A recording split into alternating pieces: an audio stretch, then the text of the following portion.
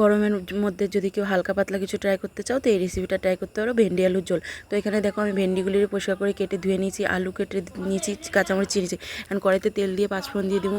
এখন আলুগুলি দিয়ে দেবো। আলুগুলি ভালো মতন নাড়াচাড়া করে আমি এখানে কাঁচামরিচগুলি দিয়ে দেবো। কাঁচামরিচ দিয়ে আমি এখানে লবণ, হলুদ, জিরার অল্প একটু জিরার গুঁড়া দেবো, ধনিয়ার গুঁড়া দেবো, দিয়ে আমি এখানে অল্প জল দিয়ে দেবো যাতে মশলাগুলি না পুড়ে যায়। আর আমি এখানে একটু টেস্ট আনার জন্য এখানে কয়েকটা চিংড়ি মাছ দিছি। তোমাদের ইচ্ছা, তোমরা দিলেও দিতেও পারো, নাও দিতে পারো।